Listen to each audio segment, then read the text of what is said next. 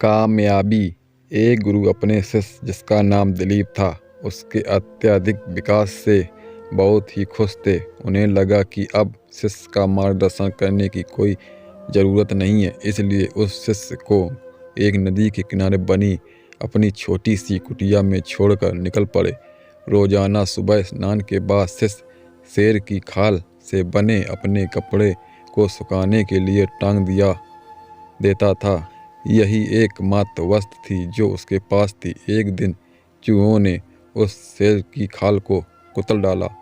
यह देखकर शिष्य बहुत ही उदास हो गया। वस्त्र न होने के कारण वह दूसरे वस्त्र मंगाने गांव वालों के पास पहुंचा। अगले ही दिन चूहों ने दूसरे वस्त्र में भी छेद कर डाला। चूहे से परेशान होकर उसने एक बिल्ली पाल लिया। अब उससे समस्या चूहों से तो नहीं थी, लेकिन बिल्ली उसके लिए परेशानी का सबब बन गई। उसने अपने खाने के साथ साथ बिल्ली के लिए दूध का इंतजाम करना पड़ता था।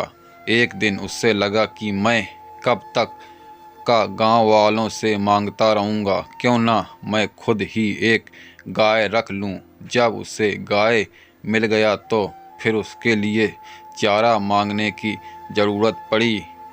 उसे लगा कि झोपड़ी में चारों ओर घास से इसका काम चल जाएगा, लेकिन इसमें उसके सामने गाय को चराने की समस्या आ खड़ी हो गई।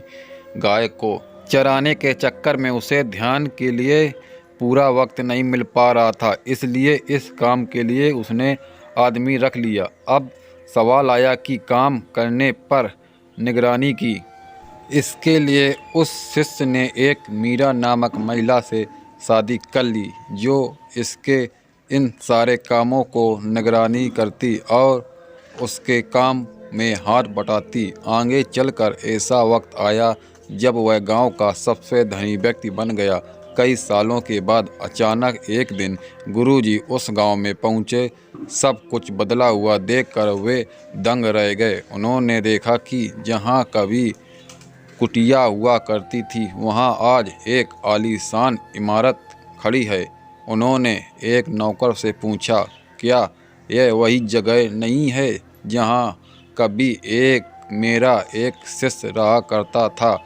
नौकर उन्हें कोई जवाब नहीं देता। इससे पहले ही गुरुजी का वह शिष्य हाजिर हो गया। गुरुजी ने उससे पूछा, वत्स, आखिर ये सब क्या है? इस पर शिष्य ने कहा, आपको विश्वास नहीं हो रहा है ना?